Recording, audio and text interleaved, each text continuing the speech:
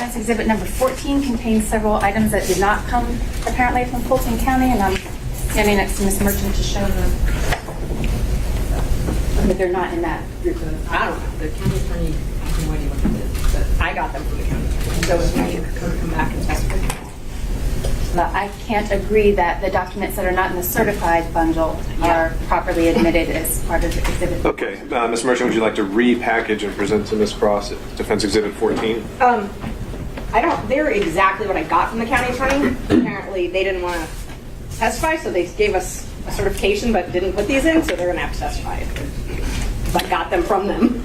The documents that, the difference between the two document productions, what is the difference? They didn't even get Credits, these. bank records, credit card statements, things like that wouldn't ordinarily be part and course of the Fulton County records. But I got them from the Open Records portal, so that's where I found them. No, I understand. Yeah. But the difference in production, Ms. Merchant, you've taken a look at them and they're actually material to your case?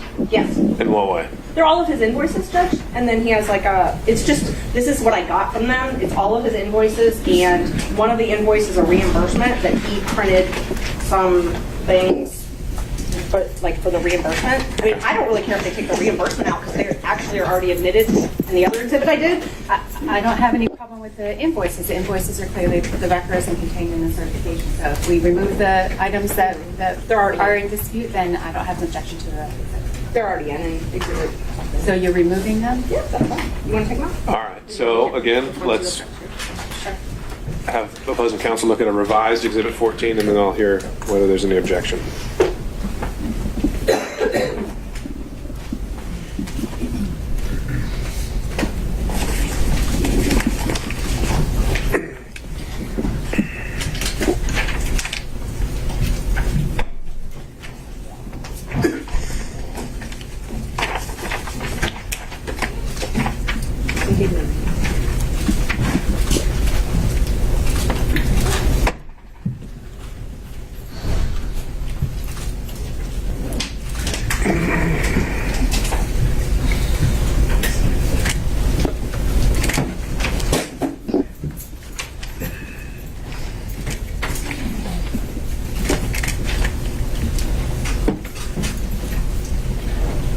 The revised exhibit number 14 contains only the invoices that were submitted, and the state has no objection to them. All right, then, not seeing any other issues from other counsel, we'll note Exhibits 14 through 18 have been admitted for the record without objection. Leave them here. I think at this point, it'd be good to make sure we've got, I think, 1 through 18 with the court reporter. Others, but do you want me to give them to the witness? Let's, if he's done looking at them, let's just get them all compiled and organized and with the court reporter, in case other defense counsel are going to reference them. No, it wasn't for him to have them all. We just need to have 1 through 18 organized with the court reporter. Yeah. So you want me to take all the exhibits back from him? I think we ought to do that. Yeah, thank you. Yeah. That's not. This is Okay. I'll organize it. All right, as Ms. Merchant is doing that, let me go down the list. Mr. Sadow. Your Honor, if the court will permit, Mr. Gillen is going to ask some questions that I was going to ask. I'd like to be able to just follow up if there's anything that he doesn't touch on. That'll work. Let me just to keep it consistent, I'll go in order. So, if Mr. Sadow is deferring, then I'll go to Mr. Stocks. I would defer to Will. Mr. Durham on Zoom. No, Your Honor. All right, Mr. McDougald. I will defer to Mr. Gillen. All right, Mr. Rice. All right, thank you, Mr. Gillen. Thank you, Your Honor. Good afternoon, Mr. Wade. Good afternoon, sir. A few follow-up questions.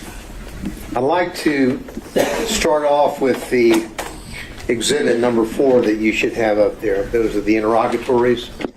No, sir. They're not up there? Remember, I asked her to compile them all, so now you can grab Right them. here, I'm going to give it to you. If you wanted me to put them on.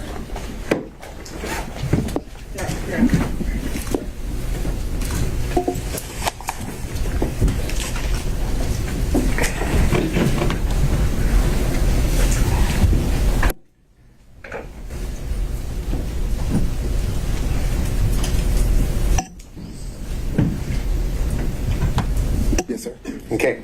Now, these are the interrogatories that you had filed on May the 30th, 2023 in your divorce case, correct? Yes, sir. Now, you went over in part some of those interrogatories, but what I want you to do, because I want to get down to the specific language to clear up exactly what the interrogatories asked for and exactly what you answered, okay? Yes, sir. Now, if we look on the interrogatory that I believe, as we indicated, they're really, I think, on page 2, the one that starts off, describe each instance in which you've had sexual relations. You see that one? Yes, sir. Right. Now, that interrogatory begins, describe each instance in which you have had sexual relations with a person other than your spouse during the course of the marriage, including the period of separation. You see that? Yes, sir. Now, these were filed on May the 30th, 2023, correct? Yes, sir. Now, at that time, you had had sexual relations with Miss Willis, correct? Well, Your Honor, I'm going to object to the question as phrased. I think the question is properly, at that time, certainly asked about his answer, but I object to. All right, Mr. Gillen, I just ask you to rephrase, but I think you can make the same point. Well, Your Honor, it's a specific interrogatory, and I would, so the words do matter, and I would like him to answer whether or not he'd had sexual relations with Miss Willis, because if he answered yes, then this interrogatory is a false interrogatory. So I would ask the court's indulgence. I'm not here to jump into some salacious bedroom situation, but this is an interrogatory that matters, so I would ask the court's indulgence. Ms. Cross? These questions have been asked and answered several times. I understand Mr. Gillen is coming at it from a different way, but this question is not substantively different than those that have already been asked and answered in the information that he is seeking. All right, Mr. Gillen, I'll allow maybe this question and one more, but I think you are asking it in a different way, and I'll ask you to stick to the point. All right. Now, as of May the 30th, and may I answer the question that okay, thank you, Your Honor. As of May the 30th, 2023, you had had sexual relations with Miss Willis, isn't that correct? the interrogatory, sir, asks during the course of the marriage and the period of separation. Excuse me. My response, Your Honor, I would ask that the court direct the witness to answer my question, yes or no. As of May the 30th, 2023, had you had sexual relations with Miss Willis? Yes or no? Mr. Gillen, let's start with at the higher level whether he believes he answered it truthfully, and then we can drill down into why or why not he doesn't, and maybe we'll end up exactly where you left us.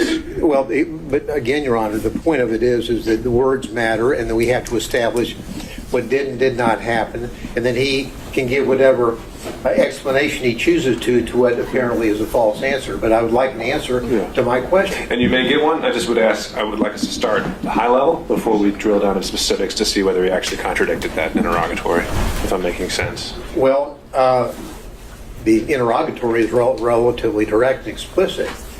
Sexual relationships with a person other than your spouse during the course of the marriage, including the period of separation. That's pretty simple. Sure. Let's see if that's something you can get him to admit. You did have sexual relationships with someone other than your spouse during the course of the marriage and during the period of separation, which included up to May the 30th of 2023. Isn't that correct, sir? My answer to this interrogatory is none. Is none.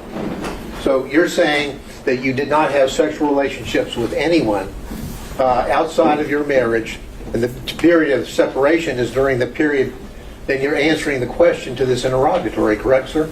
I'm saying during the course of my marriage, I did not have sexual relations to anyone, and this answers no. Well, again, Your Honor, I understand. You can proceed, Mr. Gillen. We need a yes or no. Let's just get down to it. Did you or did you not, by May the 30th, 2023, have had sexual relations with Miss Willis, yes or no? Yes or no? Yes. Okay. Now, what you did is you answered no to that question, didn't you, or none, correct? I didn't answer no to the question you just asked. I answered no to the interrogatory question. And the interrogatory stands that you answered as a pleading in a civil proceeding, your divorce case, right? Yes. Now, excuse me. The next interrogatory, let's move there. That interrogatory states as follows: identify any and all occasions in which you entertain a member of the opposite sex other than your spouse who is not related to you by blood or marriage. You see that? I do. Now, there are two parts to this. The second part is, I read on, or in which a member of the opposite sex other than your spouse, not related to you by blood or marriage, entertained you. And then it goes on to say, including but not limited to dining, drinking, in restaurants, bars, pubs, hotels. You see that, correct? I do. Now, as of May the 30th, 2023, when you filed this interrogatory, you had in fact entertained Miss Willis on many occasions, had you not? Again, during the course of the marriage was irretrievably broken in 2015. Well, then The answer's still no. Let's read what the interrogatory says about the time period required to answer the interrogatory. Because what it says is, it goes on to say, including but not limited to dining and or drinking at any restaurants, bars, pubs, hotels, or persons' homes from the date of marriage to the present. You understand what the word present means? I do. And present means the filing on May the 30th, 2023. Isn't that right? It is. So, as of May the 30th, 2023, you had done a lot of entertaining of Miss Willis, had you not? I had done some, yes. And in fact, under your testimony, you would have said that she had also entertained you. Isn't that correct? Yes. And so your answer to this interrogatory is false, is it not, sir? No, it's not false. Well, hate to dance around the... the answer is yes, you did entertain Miss Willis, correct? Right? Yes. She's not your spouse at that time or any time, correct? That's correct. She's not related to you by blood or marriage, correct? That's correct. But you entertained her, right? Yes. And during the course from your marriage, the period of time up to the present, so the answer would have been, yes, I did entertain somebody, correct? During the course of the marriage, no. Mr. Wade. Mr. Gillen, I think we've made our point. I think it speaks for itself, and we can save that for argument. I'll just follow up with one quick question. Do you understand what the word present means? Your Honor, that's been asked and answered. I think we did cover that already as well. Okay. Now, what has happened from the time that you filed this court document in May of 2023, let's go over some of the things that you had been involved in terms of being entertained or entertaining.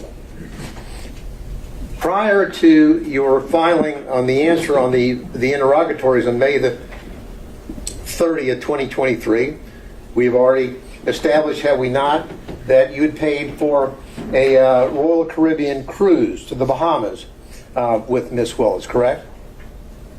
Yes, sir, with Miss Willis and my mother. Well, your mother's not part of this interrogatory. I'm talking about Miss Willis, okay?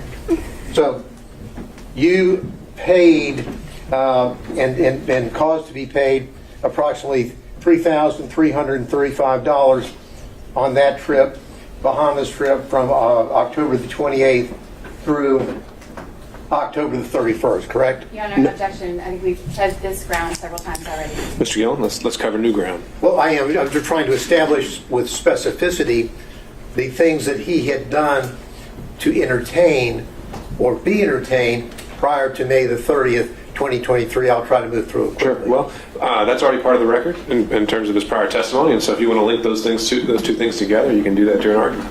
Well, so let me discuss this. You indicated that during the course of your explanation concerning the Belize trip, that Miss Willis paid you all that money back in cash. Remember? Yes, sir. Now, the Belize trip had just happened, hadn't it? That occurred in March of 18th, 2023, right? Yes, sir. So you're filing this maybe 2 months after you have gone to Belize with Miss Willis, correct? Your Honor, again, I believe all of this is our. I think you might be getting somewhere new. We'll see. All right. Yes, sir. So we've got the trip in. We've got the trip in to Belize on March the 18th, 2023. You and Miss Willis, correct? Yes, sir. Now, 2 months later, you file the interrogatories that speak for themselves that we've gone over a few minutes ago, correct? Yes, sir. Now, the March the 18th, 2023, to state the obvious, is before May the 30th, 2023. Will you agree with me on that? I do. Okay. So then you tell us that Miss Willis paid you in cash all of the money for the entire trip. It was a gift for you for your birthday, correct? Yes, sir. And I'm sure you probably have the deposit slips where you took the cash and deposited the cash into your account, don't you? I did not deposit the cash in my account. You don't have a single solitary deposit slip to corroborate or support any of your allegations that you were paid by Mrs. Willis in cash, do you? No, sir. Not a single solitary one. Not a one. Now, when Miss Willis would pay you in cash, would you scamper down to the ATM with her and as she drew money out of her account Your to Honor. pay you these thousands of dollars? Mr. Gillen might scamper, but there's been no evidence that Mr. Wade does. I object to the phrasing, the argumentative nature of the question. On that issue, overruled. Did you and Miss Wade scamper down to the ATM machine and have her draw out?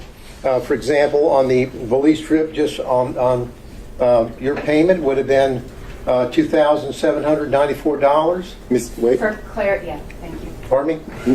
Miss Wade and I didn't go to Belize. No, excuse me, Miss Willis. I'm sorry.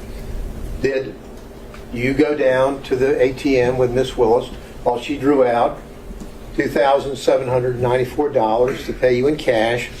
That you did you go to the ATM with her?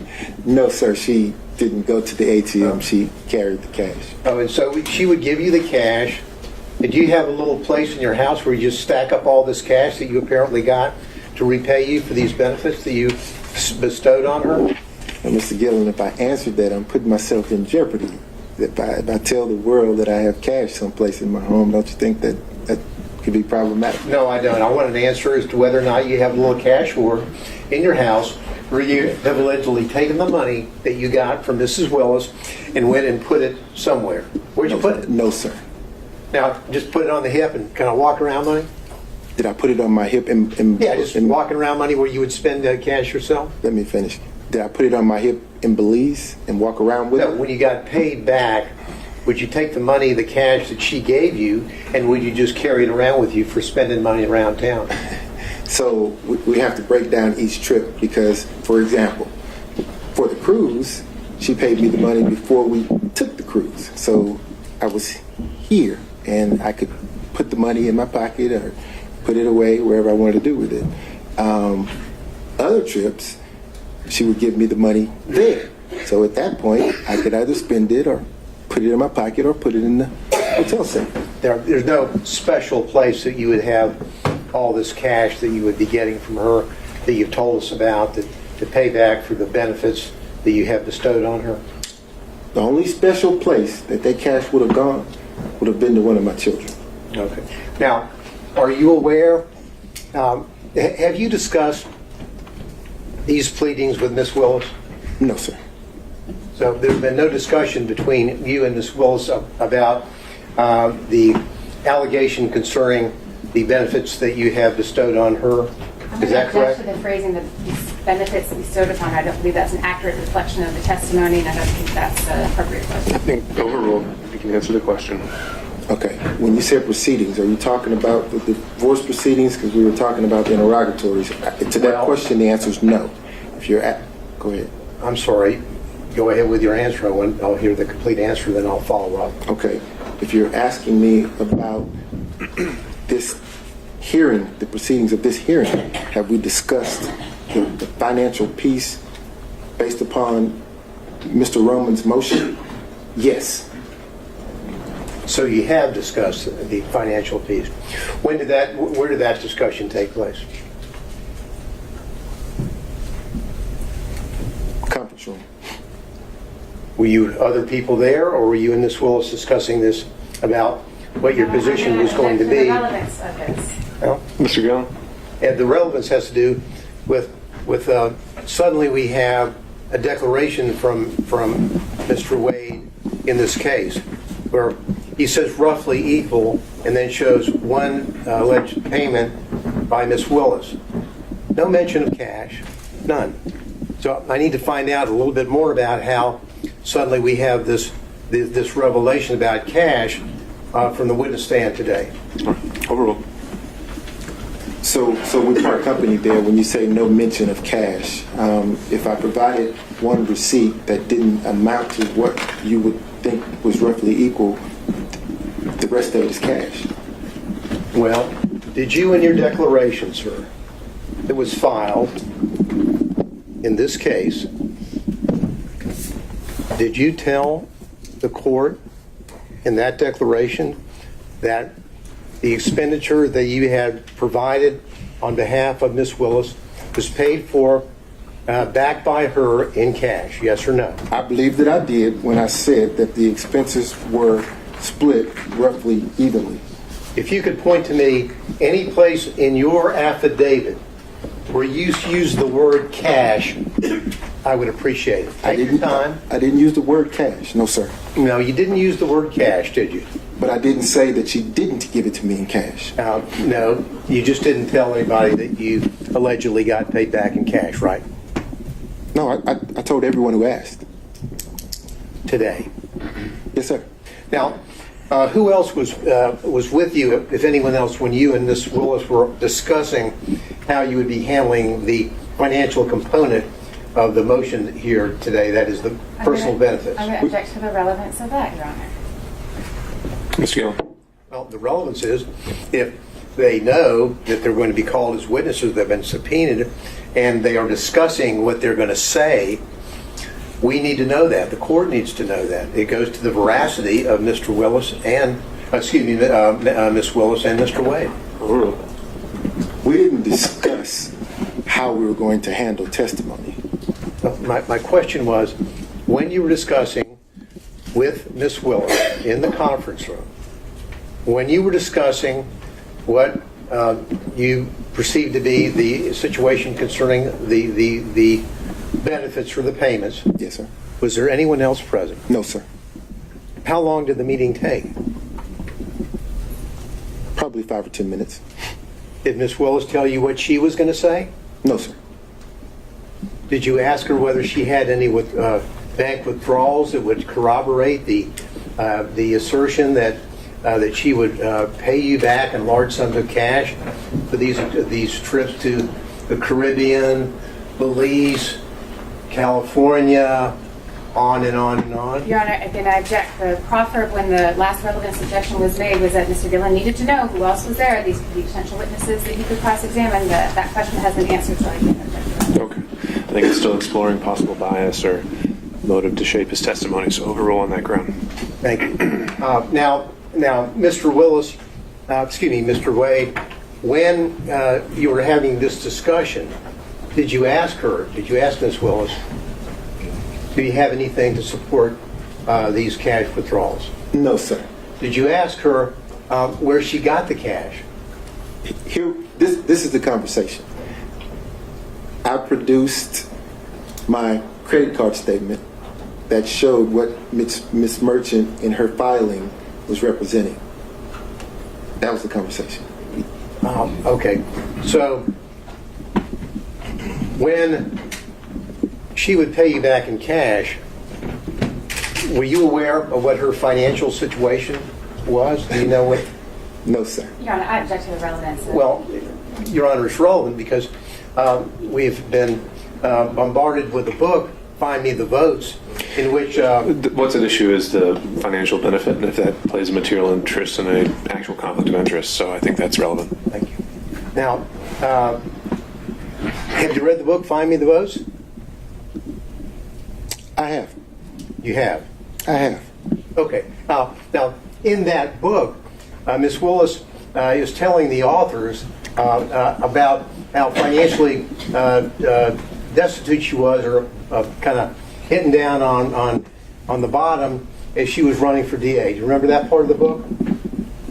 So let me qualify the response. I've read the book in parts. I hadn't had the time to sit and read the book in its entirety. Did you read that part about how she's telling the authors about how little money she had and how financially she was in bad shape prior to when she was running? Did you read that part? No, sir. Did you ever have discussions with Ms. Willis about her financial situation, which was in apparently in rough shape prior to her being elected DA?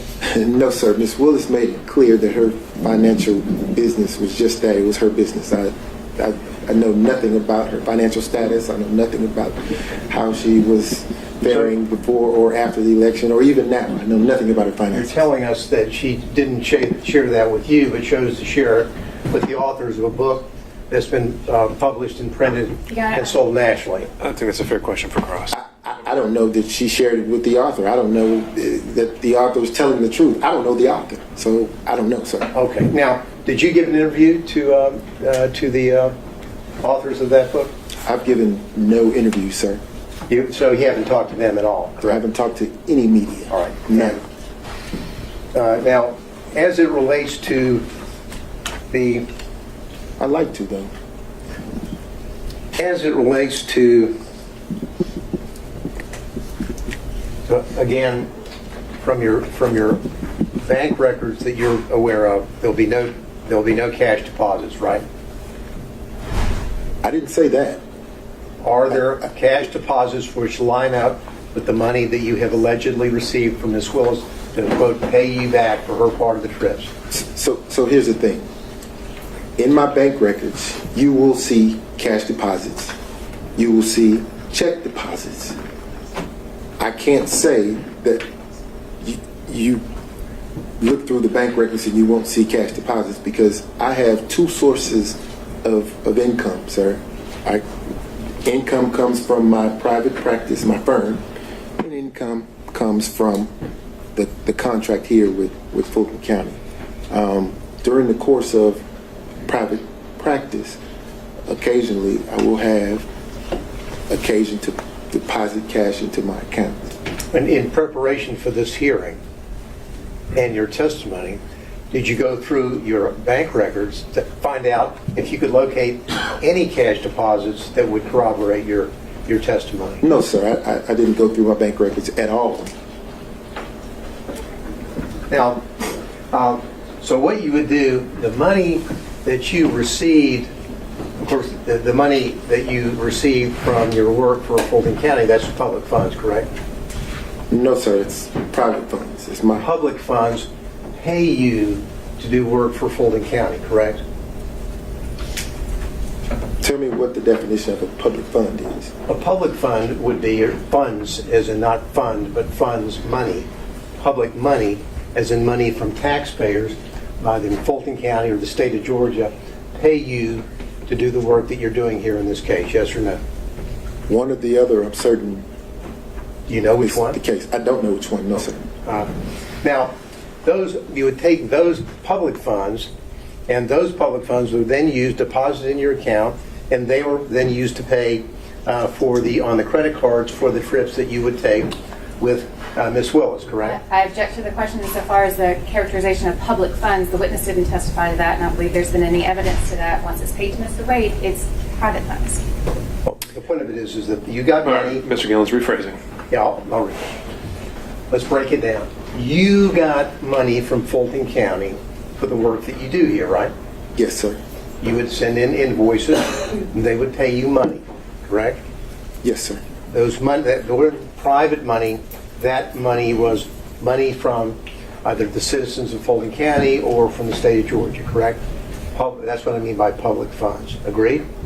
Well, so I guess I'm having trouble with the notion that the the citizens of Fulton County have paid me any funds. I'm not certain the funding source. I can tell you that either the state of Georgia or Fulton County has written me a check. So that would be, those two entities are public entities, correct? Yes. So that would be public funds, right? Right? Yeah. Yes. And those public funds are from the same source that you would then use to pay out on your expenses for the trips that you took Miss Willis on, correct? No, sir. As I testified to moments ago, I have income coming in from my law firm. I also have income coming in from the funds that we're here discussing now, from either the state of Georgia or Fulton County, and or both. I'm not certain what it is. So What to percent- say Sorry, that I didn't mean to cut you off. Go ahead.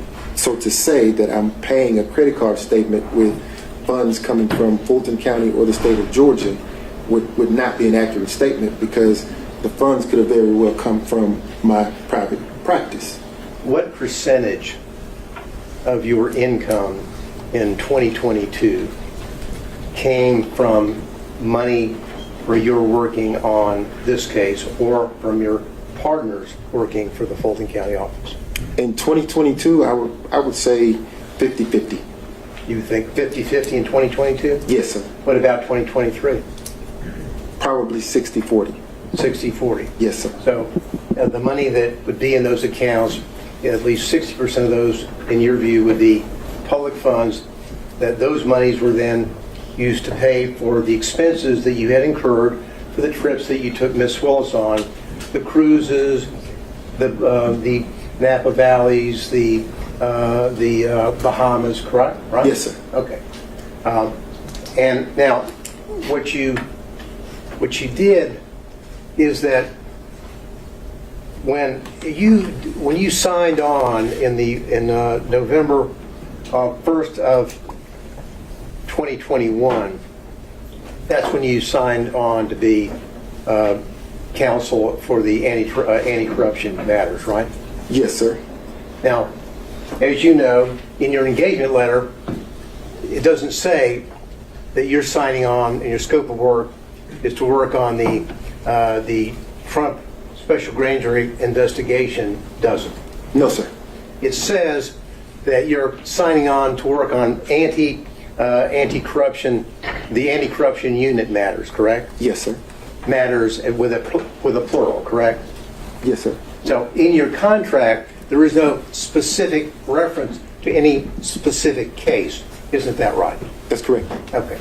Now, but you didn't sign on for the duration. There was a period, you have a contract, and then it would then expire, and then you would have a new contract, correct? Yes, sir. Now, of course, the extension that you received, the first one was in November of 2021, and then you filed, or excuse me, there was a renewal in November the 15th of 2022. Is that right? Sounds right. Oh, okay. Now, that was right after you got re-upped by Miss Willis, right after you took Miss Willis to Aruba. Isn't that right? On that November the 1st, 2022 trip to Aruba, and through November the 4th, 2022. Correct? What does re-up mean? Well, re-up means that you came back, your contract was up, and then on November the 15th, you and Miss Willis signed a new contract for you, right? Yes, sir. Okay. Now, when you were in taking her to the Aruba and on the cruises and the resort there, did you discuss your re-upping of signing an extension on your contract? No, sir. But you make an excellent point. I'm glad you pointed that out. So the trip to Aruba, the contract was not in existence then. So you're saying that you were not Under contract. in your contract, did you send any invoices in for work that you did after your first contract expired? No, sir. You did? No, sir. No. When that expired, that was it. So and then you're saying that after the Aruba trip, you get re-upped with a new contract, correct? I signed a new contract. Yes, Now, sir. was there any modifications on that contract? Did you get an extension on the cap that you were limited on the first one? Were there any modifications at all, Mr. Willis? Excuse me. I've done that again. I apologize. I've been called Mr. worse. Wade, I'm sorry. I've been called worse. Now, were there any modifications on that? Do you have the contracts in front of you where you could? I don't have it in front of me, but I think that Birch is going to. Because I believe as the work gradually, as the time of the work gradually increased, the hourly cap would increase. In other words, starting out the investigation, it was impossible to anticipate the level of cooperation during the course of the investigation from some of the witnesses. So if you assume that there would be great cooperation with the witnesses in terms of interviewing and speaking and being voluntarily speaking with you, it doesn't take as much time. So after getting into it, realizing that most of the witnesses were not willing to speak or willing to turn over evidence or information, quickly you figure out that this is going to take a little more time than originally anticipated. And because of that, you have to compensate for those hours. And that's why there was a compensation on your extension? Yes, sir. The caps. A cap. Now, did Mrs. Willis, did Ms. Willis review your invoices with you when you would submit them? Never. Did anyone ever question whether or not you worked 24 hours in one day and billed 24 hours in one day? I've never worked 24 hours in one day and billed 24 hours in one day. Okay. And I'm glad you asked me that question because I'd like the opportunity to talk about that. I think you should go ahead. So, if you look at that invoice where it says 24 hours in one day, it actually doesn't say one day. If you look at the top of the invoice, it says date completed. The date that's reflected on that invoice reflects the date that the work was completed. It doesn't say when it started. It just says this is the date that is completed. So if you go through the invoices, probably around the first 5 or 6, you'll see that that's the billing format. I would bill only after that particular task has been completed. That's why you see a 24-hour period with the one day there. I kind of wish some of the experts who had opined on that had called me and asked me the question. But there was never a billing of 24 hours in one day. Now, probably around the 6th or 7th invoice, you see the format changed. I started using a range so that it got less confusing, right? I'm confused, so maybe you can correct it. Okay. In Exhibit 14, you've got down a specific day. Mm-hmm. Prepared cases for pretrial. November the 5th, 2021, 24 hours at $250 an hour, 6,000. Now, this wasn't about a range. It was about the work that you did on November the 5th, 2021. No, Mr. Gillen, look at the top of the invoice where it says date completed. What I want you to do, Mr. Wade, is focus on the date that you have down there and tell the court what you billed for on November the 5th, 2021. I thought it was already in. I thought 14 is in. Again, Mr. Gillen, it says completed date completed. The dates that you see here are the dates that work was completed. So on November the 5th, I completed the task of preparing the cases for pretrial. That's the date I completed it. Just read, if you would. Then my question was, read out loud the entry for November the 5th, 2021, and how many hours you billed that day. Just do that for me, if you would. Your Honor, I can't the do witness- that. Excuse me, I believe the witness is entitled to answer his question. That certainly wasn't the question that Mr. Williams asked. All right, well, the question now is to read a certain entry, so. I just read into the record, Mr. Wade, on November the 5th, 2021, how many hours did you bill the citizens of Fulton County for on that day? Just read it out, please. I completed the task on November 5th, 2021. 24 hours was billed at $250.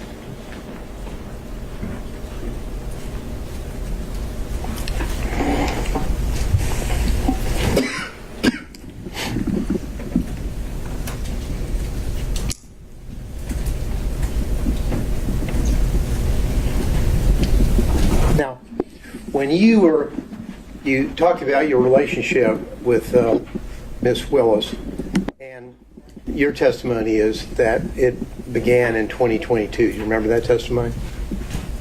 No, sir. Our relationship began in Your romantic 2019. relationship began in 2022? Is Yes, that sir. That's your testimony? Yes, sir. Okay, now, when you were re-upped on this contract, you had a romantic relationship already established with Miss Willis, yes or no? In 2022? Yeah, when Yes, you sir. were re-upped on November the 15th, 2022, you had a romantic relationship with Miss Willis. I signed the second contract. Yes, sir.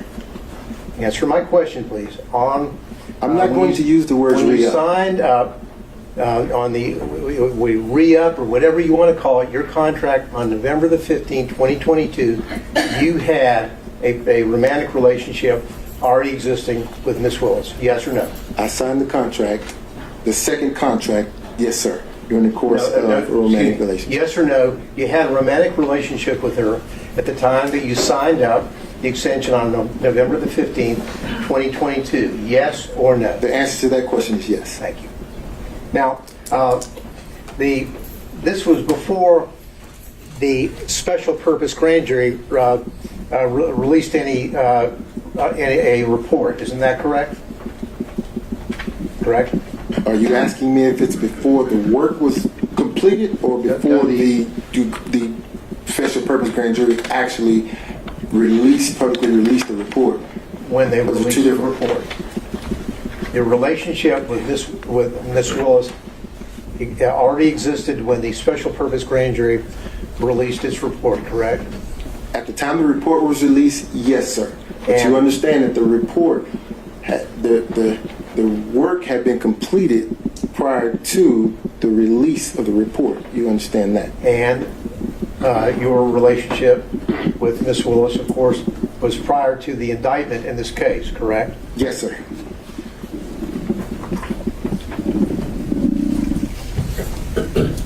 Your Honor, if I may just ask my folks over here whether there's anything I need to clean up on. That's all the questions, Your Honor, I have. Thank you. Your Honor, I do have questions. Well, Mr. State, I think we went through. No, I had asked you for permission that he was going to go first on this, and then I was going to follow up. That's the deferment was to allow him to go first.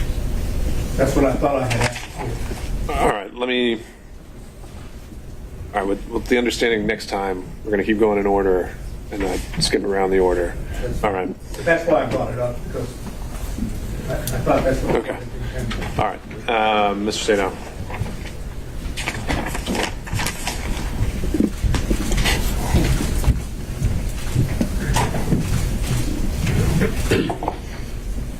I'm going to try to keep my questions very specific. Yes, sir. Okay.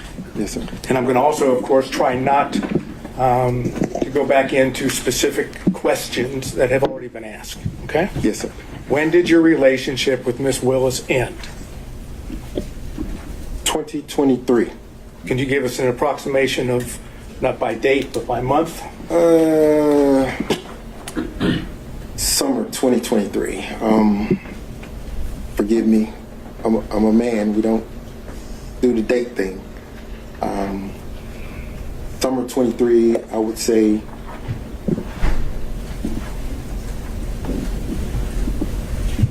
June, maybe. Okay. Using the euphemism personal relationship, did you have any personal relationship at all with Miss Willis after the summer of 2023? I want to make sure that I'm answering your question. Are you, because Let me rephrase, if I might. The way it has been characterized in, for example, the response of the state, and I believe in your affidavit, is there's a difference between a personal relationship and a professional relationship. Correct? yes, sir. Okay. I'm not talking about a professional relationship. I'm talking about a personal relationship. Have you had a personal relationship at all, and you know what I mean by that, after the summer of 2023? Are you asking me if I had intercourse with the district attorney? I was trying not to, but I guess if you're going to characterize it as that, the answer would be... The answer would be no. So it's been purely professional since the summer of 2023. So that's where we're having issues. Okay, you'll have to explain, because I don't know what the issue would be. No, I will explain to Thank you. You say personal. We're very good friends. Probably closer than ever because of these attacks. But if you're asking me about specific intercourse, the answer is no. How about if I change it from intercourse to romantic? No. Okay. During the direct examination, you made a statement, at least I believe I heard it correctly, that you, personal relationship, and now I'm talking about that characterized the sexual romantic relationship, was not a secret. Is that correct? Wait. If you're asking me if people knew that we were having sex, no, they didn't. I'm asking you whether the people knew that you were dating, whether you were romantically involved. You said that it was not a secret. Oh, it wasn't a secret. It was just private. My mother knew, obviously. Okay. Did anyone in the district attorney's office that has worked on this case know that you were dating or had a romantic relationship with District Attorney Willis? I don't know what they knew. Well, did you tell anyone? No, Do you have any knowledge of whether Miss Willis revealed it to anyone? I have no clue. Okay. So as far as you know from personal knowledge, no one in the DA's team knew, correct? That's correct. Okay.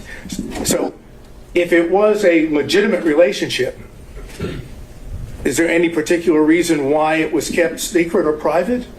Wasn't kept secret. It was kept private. And the purpose for that was? It's what we chose to do.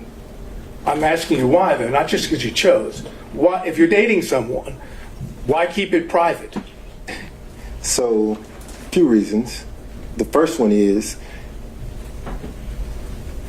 and I want to say this respectfully in the right way, there are some people who are in the public eye who just don't like it, don't wish to be there. I have tried to have lunch or dinner with her publicly, and I can't count the number of people that would approach the table or would accost us as we're trying to walk into a restaurant and just have lunch or have a meal. It is not secret, it is private. We don't want the world asking questions or interrupting that time. So we weren't trying to keep anything a secret, Mr. Sadai. There's nothing secret or salacious about having a private life. Nothing. I'm not suggesting that there was. I'm asking the questions.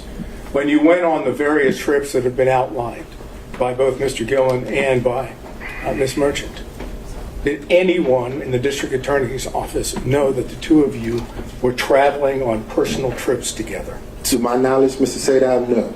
Okay. And again, that was for privacy, according to your testimony. Privacy, yes, sir. Okay. Did you and Miss Willis go to the Hapeville condo prior to your relationship starting the beginning of 2022?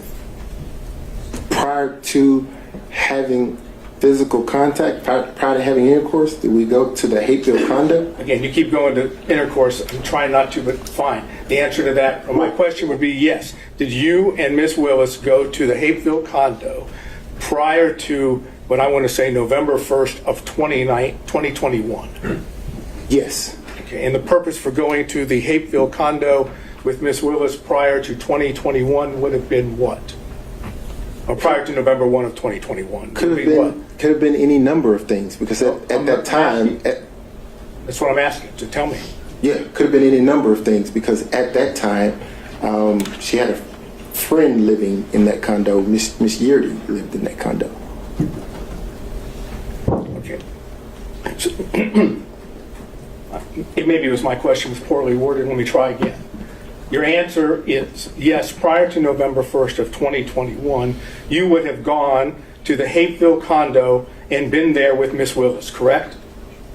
Yes. And you would have been there, as you indicated, for many reasons, right? Yes. Can you give me, just list a few of the reasons? Miss Yeardy resided there. Went to visit her. Maybe went to talk about a document that I received. You would go to the condo I to talk needed to about see- a document that you received? Absolutely. Okay, go ahead. Absolutely. Any other reasons? None come to mind. None come to mind. No, sir. And would you say that was frequent? When I say frequent, do you think prior to November 1st of 2021, you were at the condo more than 10 times? No, sir. So it'd be less than 10 times? Yes, sir. So if phone records were to reflect that you were making phone calls from the same location as the condo before November 1st of 2021, and it was on multiple occasions, the phone records would be wrong? If phone records reflected that, yes, sir. They'd be wrong. They'd be wrong. Okay.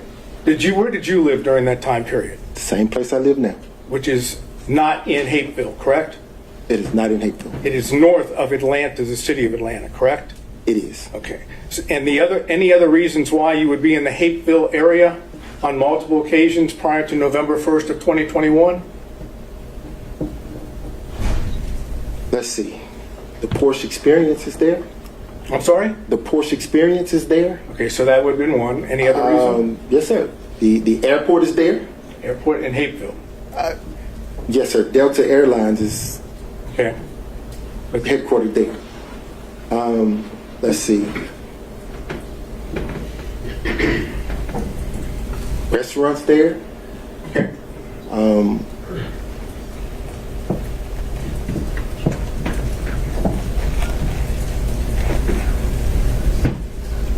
Okay. If that's your recollection, that's fine. I'm not asking you to try to remember everything, but if that's okay. Okay.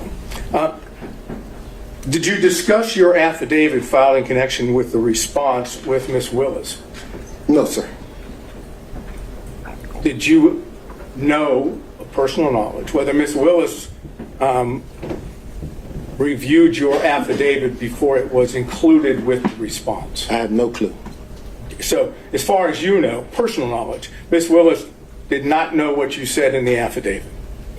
I didn't give it to her.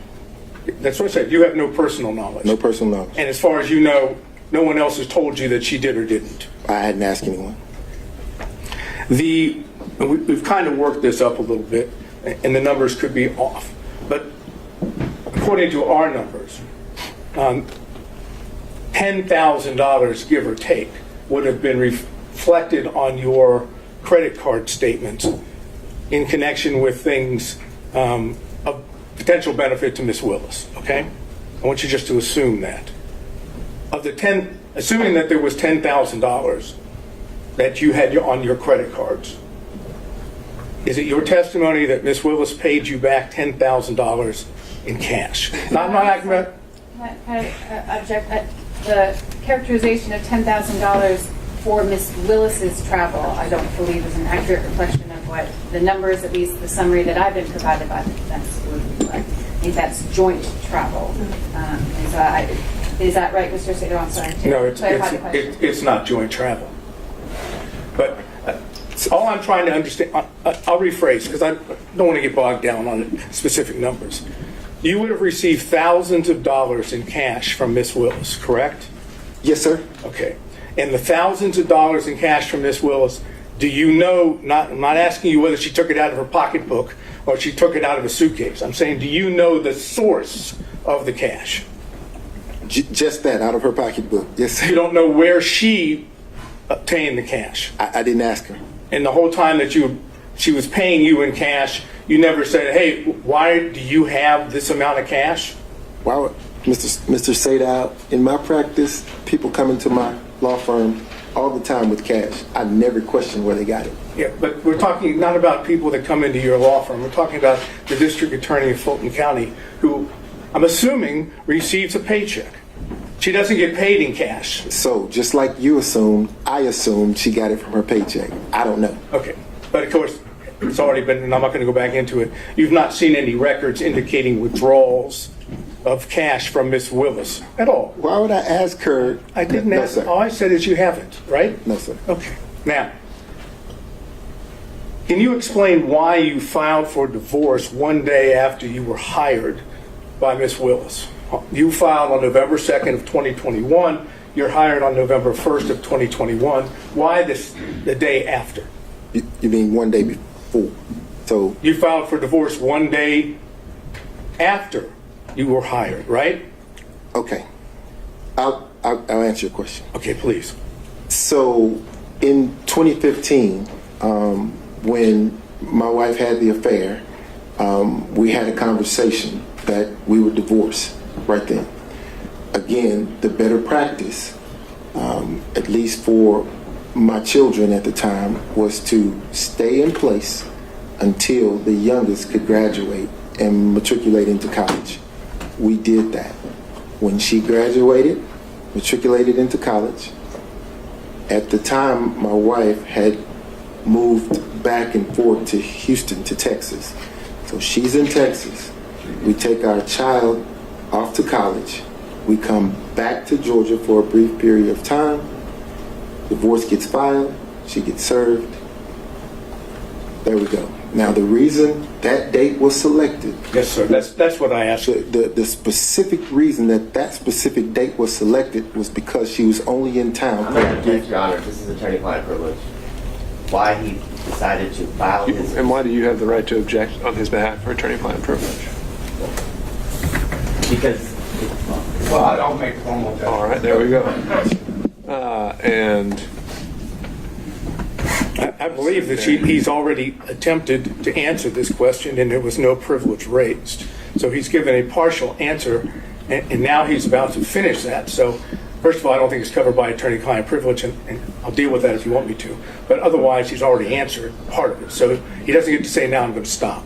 So, well, it was a long preface, but I don't think it ever actually got to what might have been at issue there. So if you can lay the foundation, we'll deal with the objection. okay. Take a step back. Okay. You realize that an attorney-client privilege is the privilege of the client, correct? Yes, sir. And you, in connection with your representation, at least has been proffered to the court by Mr. Bradley, that it's up to you to decide whether you want to raise the privilege, right? Yes, sir. It's not up to Mr. Bradley. Yes, sir. So you have the power, in order to get to the truth of the matter, you have the power to waive Your the Honor. attorney-client privilege, do you not? I believe that's an appropriate question. The privilege is there. Whether he uses it or not, it doesn't matter why. Mr. Sadow, I think if we're trying to get to the answer to your question, let's figure out whether it covers the question you were trying to get to. And if I may finish, and your position is you have no intention of waiving your attorney-client privilege, correct? That's correct. All right, so now, can you answer the question why you waited until November 2nd, the day after you were hired by Ms. Willis, to file for divorce? I can. Okay. So, again, Joycelyn had relocated to Texas, and she had been in Texas for months. She was only here for a brief period of time to drive my daughter's car back with her. And when she came here to do that, I was able to then get her served.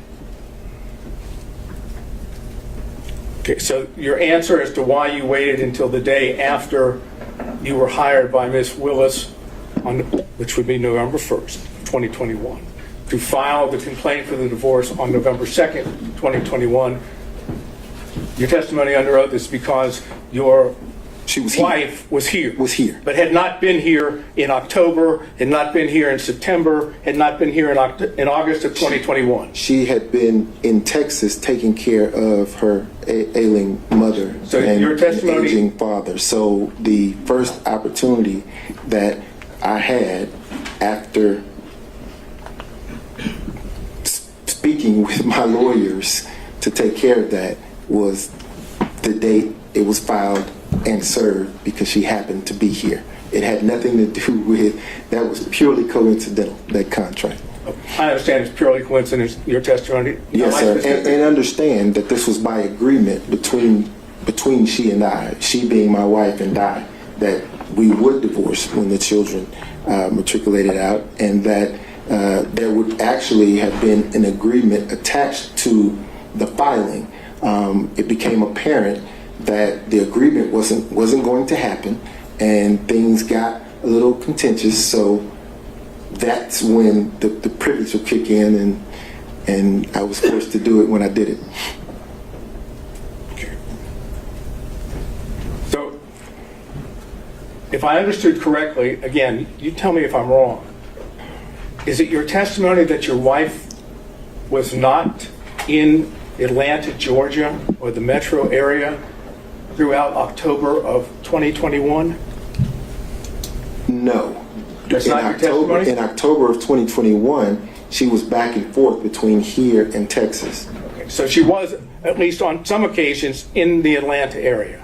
But that was during the time when we were working through the consent agreement that fell through. Again, I think we're pretty far afield on relevance. The answer to the question about the timing of the divorce filing. Understood, Ms. Cross. Ms. Sadell, where are we going from here? We're about to finish this area, since I'm not going to be able to go any further about, if we want to call the X, we'll call the X for that purpose. Well, we're going to have to discuss whether that's a collateral issue altogether. No, I'm just saying if. I didn't say we will, but we'll. Okay. All right, so you said that you were aware of the contracts that Mr. Bradley and Mr. Campbell had with the Fulton County District Attorney's Office, correct? Yes, sir. And how did you become aware of those? Just through conversation, they told me. Conversation with who? Mr. Bradley and Mr. Campbell. So you were discussing matters with Mr. Bradley which were not related to attorney-client privilege, correct? Related to the contracts, yes. Okay, but you were having conversations that would not, even though, if I understood correctly, Mr. Bradley was your attorney at the time, correct? At what time? At the time that Mr. Bradley received his contract from Fulton County, which would have been the beginning of January, or in January of 2021, right? Is that the date of his contract? Pretty close. I don't know what the date of his contract was, but if it was after the date of the filing of the divorce, then yeah. I'm not talking about after the date of the filing of the divorce. It's been represented to the court that you had an attorney-client relationship with Mr. Bradley from 2015 forward, Yes, correct? Sir. Yes, sir, that is correct.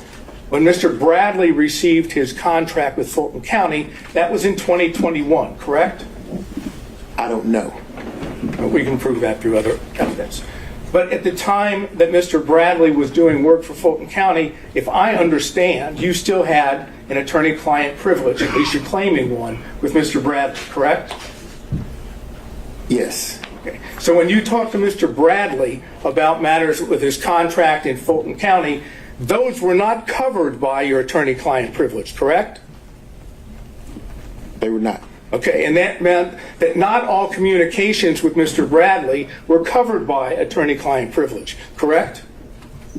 Well, those certainly weren't. Well, but my question was, not all communications with Mr. Bradley were covered by, at least as you've been represented to the court, by the attorney-client privilege, correct? Those communications were not. So there were communications outside of the attorney-client privilege, correct? With Mr. Bradley. If you're asking me if I ever communicated with him Outside of the attorney-client privilege, the answer is yes. I Okay. communicated with him outside the attorney-client privilege.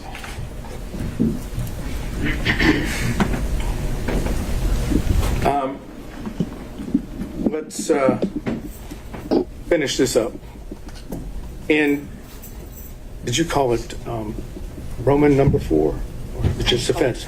Okay. In defense exhibit number 4, and Mr. Gillen went over with you your responses to certain interrogatories on May the 30th, 2023. Remember that? Yes, sir. Not going back into those. The words in the interrogatories are already in evidence, so we're not going to do that.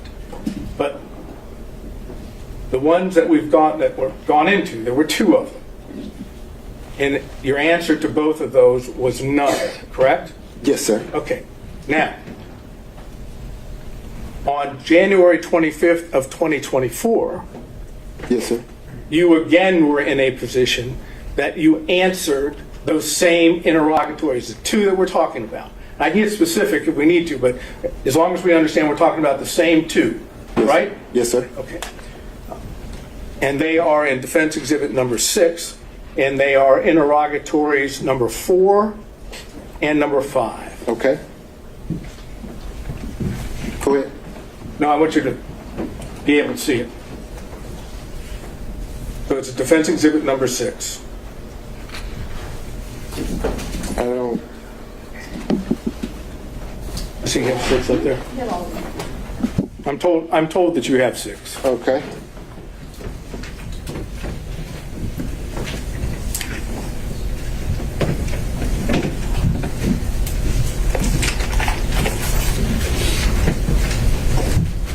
Here we are. Okay. You would agree with me that in defense exhibit number 6, and we're talking about interrogatories of January 25, 2024, Yes, sir. that as to interrogatory number 4, that's the same interrogatory, same words that were in the interrogatory that Mr. Gillen went over, which was dated May 30th of 2023, correct? Yes, sir. And your original response in defense exhibit number 6 was none, correct? Yes, sir. Your updated response was the plaintiff declines to respond to this interrogatory and asserts his privilege pursuant to OCGA section 24-5-505, correct? Yes, sir. You know that 24-5-505 breaks down into two privileges, right? Which is why I was specific. I said I asserted the privacy privilege. Well, that's what I'm asking you. But in your updated response, there's no reference to privacy, correct? Yes, there is in the code section 24-5-505. Okay, but it also- reference to privacy. Just go with me, okay? That code section says, does it not, no party or witness shall be required to testify as to any matter which may incriminate or tend to incriminate such party or witness, or which shall tend to bring infamy, disgrace, or public contempt upon such party or witness. You'd agree with that, right? I'm not reading it. I'm sorry? I'm not reading it. I don't have it in front of me. If I may. Mr. Sino, we can, I can take judicial notice that is what the rule says if you want to ask him any follow-up questions. Okay, thank you. You are not claiming that your answer to number 4, interrogatory number 4, on January 25th, 2024, incriminates you, that is, as in Fifth Amendment privilege, right? That's correct. You're claiming the second part, that it would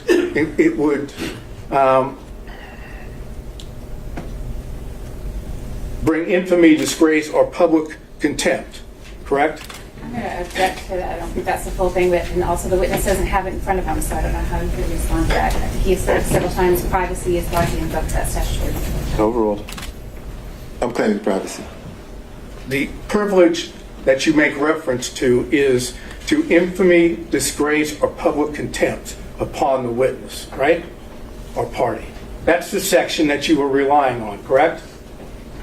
If that's what it says, yes, sir. Okay, look. I could show you, but I think the court has already indicated he can take judicial notice of the statute. So you assume that what I'm telling you is accurate, okay? Yes, sir. Okay. How would an answer of none bring infamy, disgrace, or public contempt upon you? So, as I explained in direct of Mr. Roman's counsel, the minute she elected to intervene into my divorce proceeding, I then started to understand the bigger picture, which was that all the attorneys in the election interference case were colluding with Joycelyn's divorce lawyer, and because of that, I said, privacy. I don't want my divorce proceeding to bleed into this criminal proceeding. I just didn't want that. So you raised a privilege, if I understand, that indicated that your answer would bring infamy, disgrace, or public contempt upon you, right? Your Honor, I'm going to object to the relevance of this. It's been asked and answered several times. Mr. Sato, where are we heading with this? I think I can finish that up by saying you didn't say none again. You asserted a privilege, correct? That's correct. Okay. And you did the same thing, did you not, with number 5? That's correct. That is, you didn't say none again, right? Correct. Okay. Is the answer to the interrogatory number 4, if you have it in front of you, is the answer none? Is that the truth? The answer is to that interrogatory is as I placed it at the time I responded, sir. I'm asking you now, is the answer to that interrogatory The answer none? is, the answer is still privilege. All right. So he's apparently electing to apply the same privilege, Mr. Sato, to that exact same question. And I have a case which indicates that we can get beyond that if the court deems that appropriate. And to what end? To what end? Where? That the privilege actually does not apply and he must answer the question. And where does that get us? Even if he answers the question, hasn't he already kind of said everything he has to say about the nature of the relationship, how long it lasted, when it ended? No, I think it would prove. I think if he is forced or compelled to answer the question, he will either answer it falsely by saying none, or he answer it truthfully by saying yes, and then telling us what it is. That's what I believe. That's why I'm asking. But the interrogatory you're referring to, though, the question contained there, Two interrogatories, yes, sir. it's the entertaining one, it's whether there were other relationships, right? With the specific language that's in the interrogatories. Sure. Haven't we already covered that in all the other questions that we've had so far? But we have, but again, the court could, if I could require or compel an answer from him as to whether his answer would still be none, then we would know whether or not he was telling the truth now. If the answer is no, then obviously there was a time in the past where he was not. It simply requires him to now answer under oath what he refused to answer and claimed, what I might suggest, is a bogus privilege, and that you can pierce that privilege because it's a material fact in connection with this case. Again, it's a call that Your Honor makes. I have the case law that says you can do that, but it's your discretion. Ms. Cross? Your Honor, Mr. Wason on the stand now for several hours, and he's been asked and answered very personal questions that I believe cover the issues. Mr. Sato is making an argument, and this is probably an argument to make for the later to the court and not a question to propound to the court. So as I see it, the only relevance these interrogatories have to this case really whatsoever would be as either prior inconsistent or consistent statements. And to that end, I think the question has been put to him again and again and again. He's answered how he believes he felt his answer should be and why he answered a certain way. And as it goes to credibility, I think at this point we're arguing weight, and I don't really see the value in pushing this issue further. So, All right. Well, just for the record, the case that I was going to refer to is State versus Wakefield at 324 Georgia Appeal 587, and specifically, let's see, it would be 590, in which they talk about this specific privilege. This is a 2013 case, and then they footnote to footnote 3. And footnote 3 says, there are times when the materiality of the evidence outweighs the testimonial privilege. And it goes and explains what that is. That's what I'm bringing up. And I see what you're saying, that we could say that you need to answer the question regardless of the privilege you asserted. At this point, though, I think we've covered that ground and we're ready to move on. Okay. Based on that, I have nothing else. Thank you. Okay. Mr. McCullough? anything on behalf of Mr. Floyd? Moving through defense Excuse me. counsel. Oh, I'm sorry. No, I'm looking behind you. I Mr. thought so, McCollum. okay. On behalf of Mr. Floyd, he's elbowing you, sir. Okay. Mr. Cromwell. Nothing, Your Honor. All right. Ms. Cross. Thank you, Your Honor.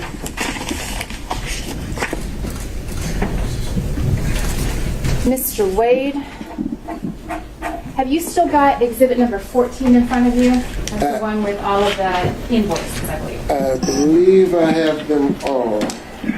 All right. So you were asked, Mr. Wade, about a couple of the invoice items. And your testimony, I think, was that the percentage of income post special counsel appointment in November 2021, the percentage of your income roughly after that time was about 50-50 Fulton versus other income from your law practice, correct? Roughly, yes, ma'am. Okay. Sometimes more, sometimes less. Yes, ma'am. All right. How about your time? I'm interested in the percentage of your time from November 2021 to, let's say, the close of the special purpose grand jury when it was dissolved in January 2023. Can you estimate for us the percentage of your time that was spent on Fulton County work versus other work? Oh, gosh. 99% of the time here in this building working on this case. All right. It was, as I understood your testimony, it was an intense period in terms of hours while that special purpose grand jury was meeting, correct? Yes, ma'am. And who was head or manager of the election integrity case during that time for the district attorney's office? I was. You were coordinating the efforts? Yes, ma'am. And those efforts included not just the proceedings that were happening in this building, correct? That's correct. We don't need to go all through it, but is your representation that 99.9% of the time, let's restrict it to 2022, 99% of your professional working time was devoted to this case? Yes, ma'am. And the remainder, whatever it was to some of your other cases that were ongoing? Yes, ma'am. All right. 2022, I want to focus on that a little bit because if we are looking at, I believe, the financial affidavits, do you have those in front of you as well? I do. The financial affidavit that was filed in your divorce case in January 2022, you estimated your monthly income at that time was $14,000 a month, right? In 22? January 22. Yes, ma'am. January 23, what'd that number come to? 9,000. What about 2024? I don't know. Is that there in front of you? Is that one? That's not one of the ones that's there in front of you? No, ma'am. All right. So as reflected in those financial affidavits, your income decreased as a result of your work in this case, correct? Significantly. The structure of your firm, we talked a lot about that, and I don't want to go through it anymore than we need to, but 2022, the structure of your firm changed. Is that correct? That's correct. All right. In the early part of 2022, there were three of you. You and Mr. Campbell and Mr. Bradley, you split expenses, is that right? That's correct. And you profit shared among yourselves, correct? Correct. Right. After Mr. Bradley left the firm, then there were just two of you, correct? That is the cause of the significant change. Yes, ma'am. So now you have two people bringing in income, correct? Correct. And one of those people, you, is spending almost all of your time devoted to this election integrity case, correct? Yes, ma'am. All right. And your income from this election integrity case is less than what it was the year before. Yes, ma'am. We talked about the monthly caps, or we didn't talk about it. There was talk about the monthly cap that was included in your contracts, indicating there was a certain threshold that you could reach, number of hours a month, and over that amount you were not going to be compensated, correct? That's correct. All right. And you kind of smiled when you said that. That's a little bittersweet there, isn't it? That's bitter. All right. Exhibit 14, is that still there in front of you? It is. I want you to take a look, please. That's a collection of exhibits that includes all of your invoices, as was represented. I want you to take a look at invoice number 9. Yes, ma'am. Is that there in front of you? I have it.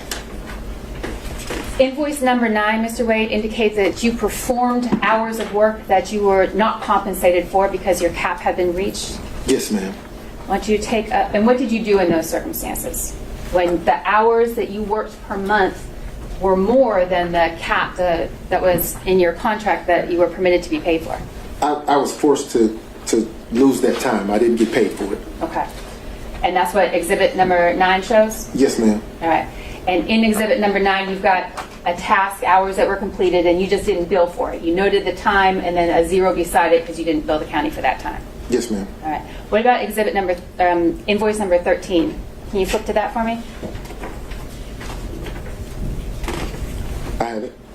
Is that a similar situation? Yes, ma'am, it is. And what is it on invoice number 13?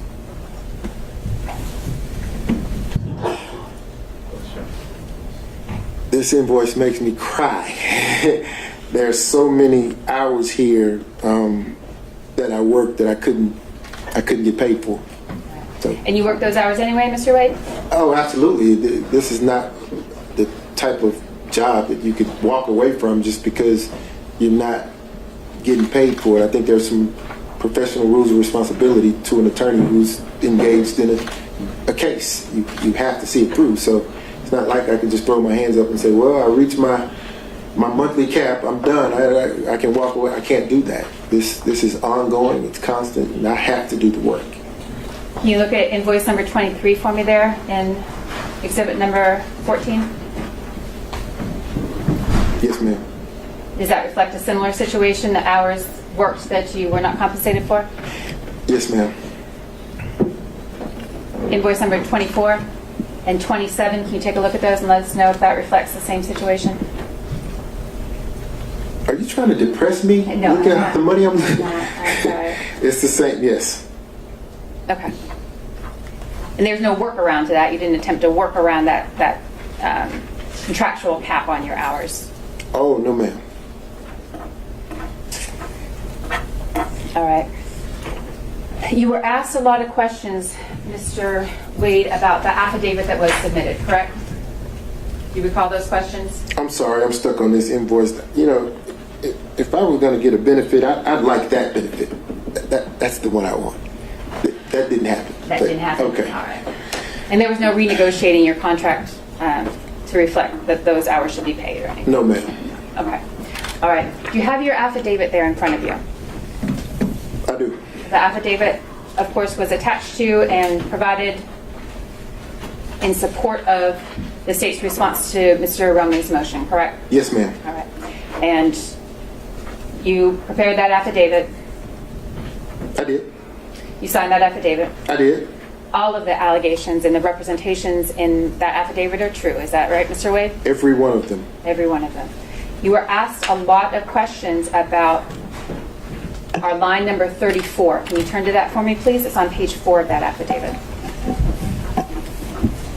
Yes, ma'am. Can you read it out loud for me, please? The district attorney and I are both financially independent professionals. Expenses for personal travel were roughly divided equally between us. At times, I have made and purchased travel for District Attorney Willis and myself from my personal funds. At other times, District Attorney Willis has made and purchased travel for she and I from her personal funds.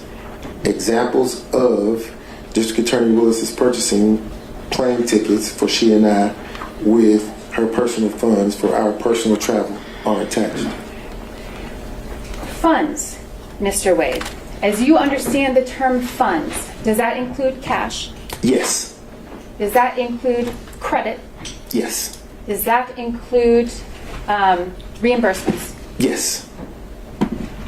You didn't represent in your affidavit, Mr. Wade, that you were including all of the receipts from funds or travel expenses that were paid on your behalf by District Attorney Willis, correct?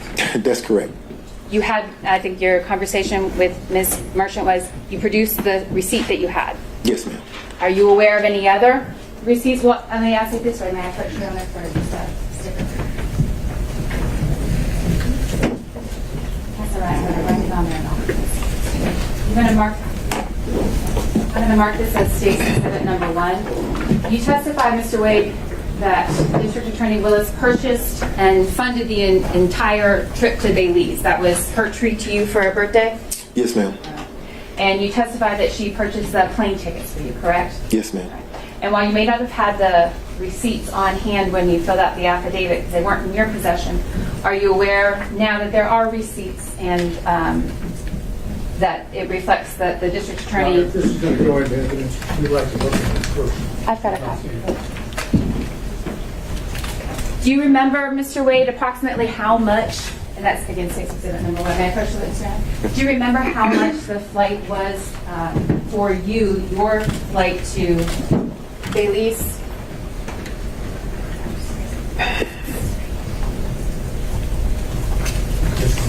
And if you don't, I'm not tendering it through you, I'm just asking you to take a look at that and see if that refreshes your recollection as to the amount that that plane ticket cost that was extended by District Attorney. You may keep it. You keep it. Does that refresh your recollection, Mr. Wade? It does, thank you. Approximately how much was the amount of the ticket that District Attorney Willis purchased for your travel to Belize? $887.35.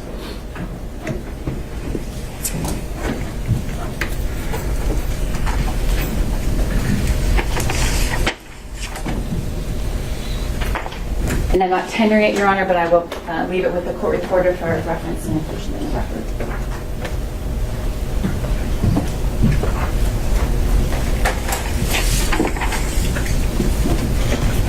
All right, Mr. Wade, your testimony here in court today and consistent with your affidavit was that the personal relationship, I think we've called it dating today as well, the personal or dating relationship between you and the district attorney began sometime in early 2022, March, I think was your testimony, is that right? Yes, ma'am. And that March date isn't included in the affidavit. The affidavit is less specific, but that was your testimony today? Yes, ma'am. And that there was no personal or dating relationship prior to that time, right? None. Okay. Mr. Wade, I'm sorry. I'm going to direct your attention to 2020. In 2020, were you dating the district attorney? No. 2020, that was during the COVID pandemic, correct? It was. Was there a situation for you, Mr. Wade, that made you particularly vulnerable during the COVID period? Yes, ma'am. And in 2020, and a portion of 21, I was battling cancer, and that prevented me from pretty much leaving environments that aren't sterile, and I had health on my mind. You were particularly cautious during that time. Yes, ma'am. Were you dating anyone in 2020? No, ma'am.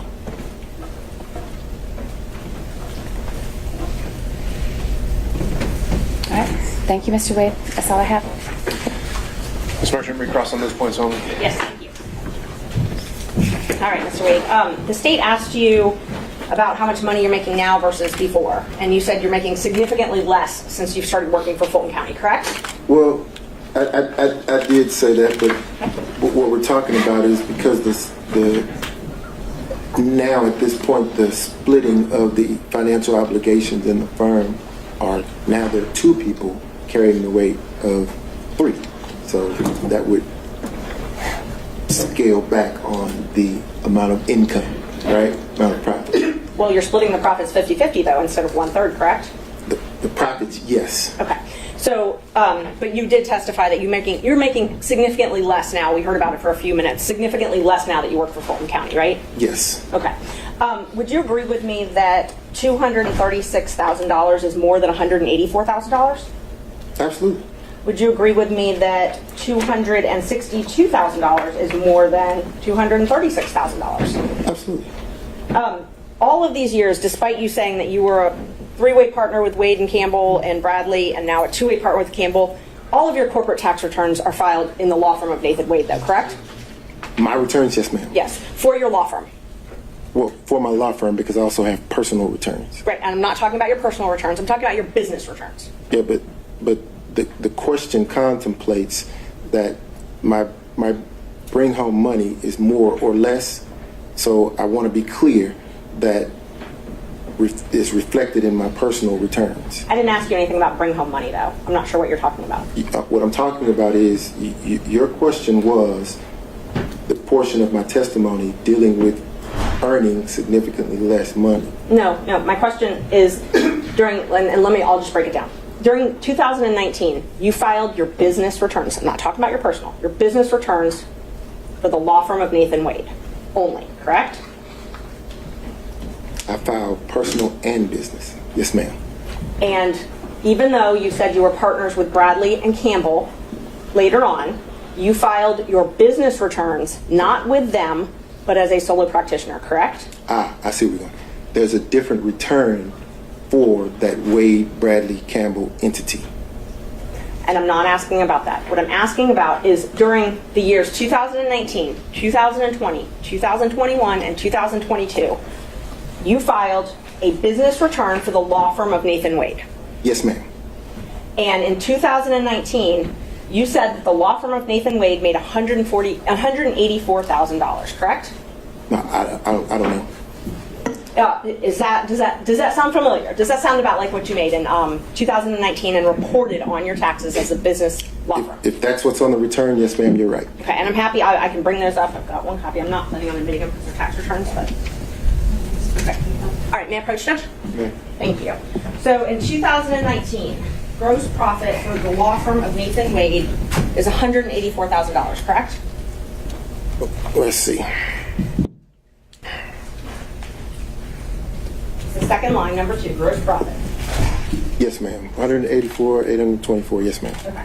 And then in 2020, you also filed Nathan Wade, attorney at law, and your gross profit was $230,000, correct?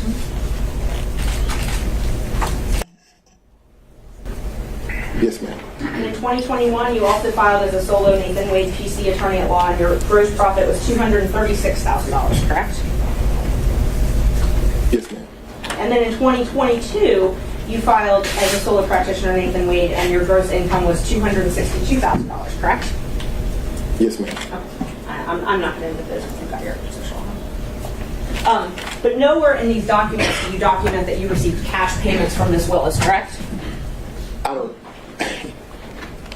I hadn't looked through them. I would be surprised if there were something in there that said that. Do you want to look through them? Listen to the answer. I'd be shocked if there was something in there that said that I received some cash from Miss Willis. Okay. But there is itemized expenditures for travel in here. You did itemize that. I didn't itemize anything. Your accountant itemized it. I hope so. But you're responsible for your taxes, even if your accountant files them, right? I agree. And so you itemized your expenses for travel on all these documents, but you did not itemize, you didn't put anything in there about you being reimbursed for half of that travel. Well, those are business returns. Yes, you used your business card to pay for the travel, right? Yeah, but I wouldn't put a personal expense on a business return. But you used a business card to pay for these personal travel. I use a business card to pay for everything. And what I do is turn over the statement to the accountant, and the accountant then says, okay, this expense, that's personal. We'll put that over here. This expense, that's business. We'll put that over here. And they reconcile it. So you wouldn't find a reimbursement from Ms. Willis on a business return. Okay, so they're not anywhere there. Nor would you find, well, go ahead. No, I'm just asking. So there's nowhere for any of that cash to be reconciled there, right? On the business returns, no, ma'am. Okay. We talked a lot about the financial affidavits. I know the state asked you a couple questions about them. You filed one in 2022. In that one, you stated that you only had $5,000 in cash, correct? I believe you. Yes, ma'am. That was sworn under oath.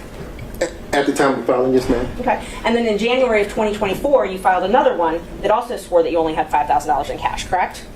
At the time of the filing, yes, ma'am. Okay. So in 2022 and 2024, you only had $5,000 in cash. At that time, yes, ma'am. At that time, I'm sorry. And then you also, all of those interrogatories, I'm not going to go through them in painstaking detail, but every single interrogatory you filed, there are 4 of them, all verified ones. Every single one, you said you didn't have any cash stored in a safe, a safety deposit box, or any other location. Plaintiff rarely carries cash. If plaintiff does carry cash, it's a nominal amount, correct? That's correct. Okay. So we've got what? 2021, you said you don't have cash. 2023, you said you don't have cash. Again in 2023, you said you don't have cash. And then in 2024, you don't have cash, right? So you're assuming that I received the cash and I stored it. I received the cash and I saved it. Well, you didn't put it in the bank, right? What's wrong with receiving the cash, Ms. Merchant, and spending it? Nothing's wrong with it, but you didn't put it in the bank. That would contemplate why the response is what it is on the interrogatories. So you spent the cash. That's because before, when it was asked, you said you didn't want to disclose where the cash was. No.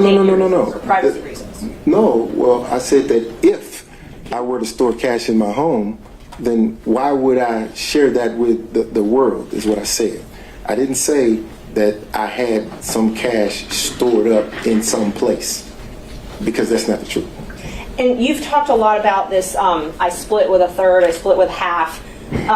From the check you received from Fulton County, July 15th, 2022. So all the way back for July 2022, not a single check that you've received from Fulton County has gone into a joint banking account. Every single check has gone into your own personal banking account, correct?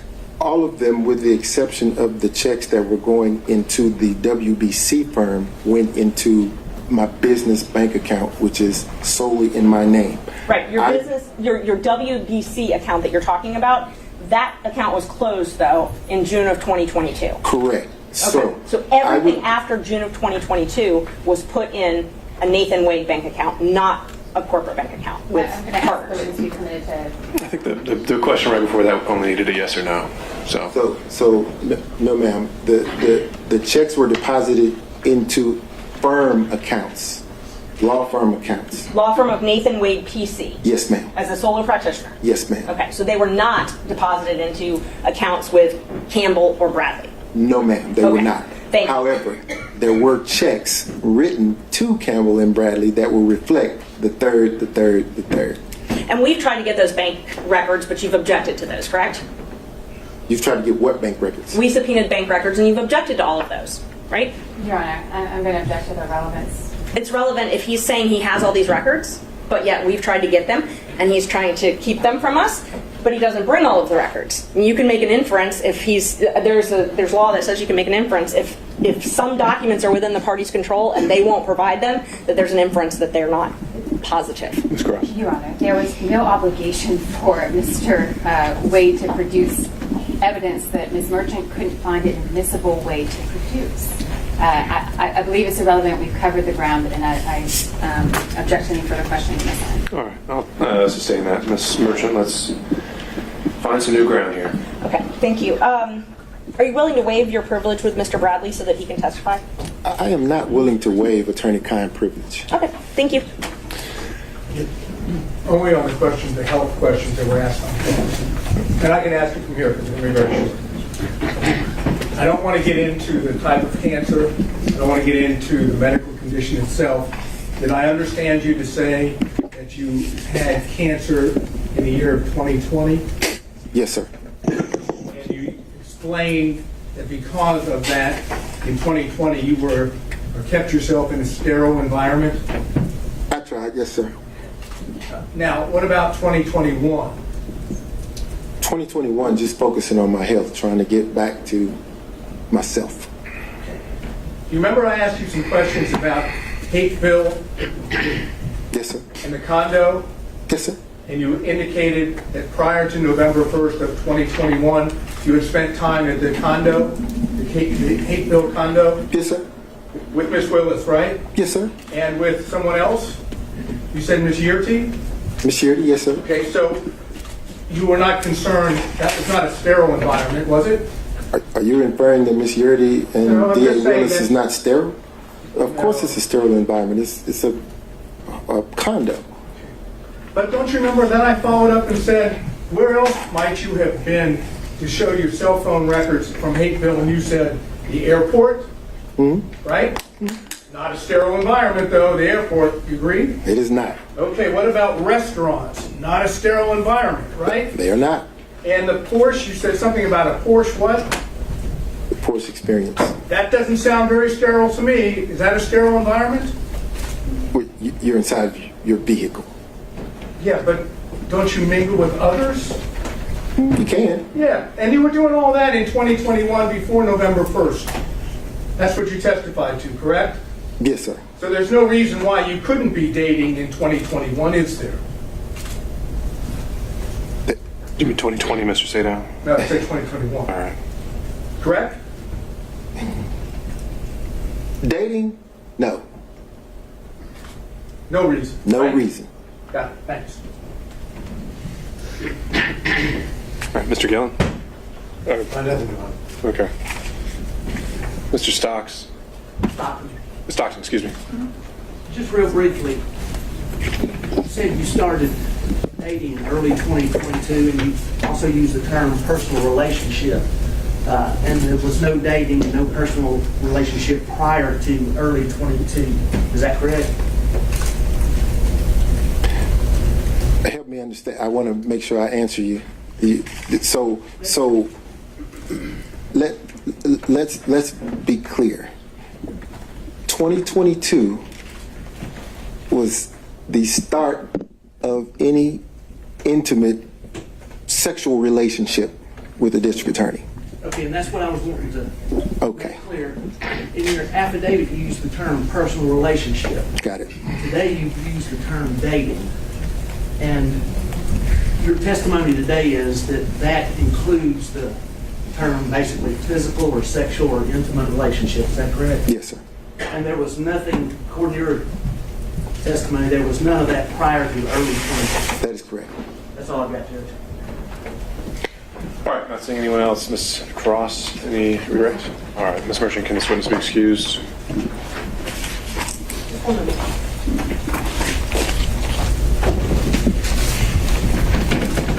Judge, we'd ask to keep him under subpoena. We might need him to come back after that. All right. All right, you may step down, Mr. Wade, and please don't discuss your testimony with any other witnesses. She mentioned subpoena, Judge. Let me just say this. That was an inference made that I was somehow evading service of a subpoena. We can take that up. I don't think we need to have it on the record in this hearing. Understood, Bill. Thank you.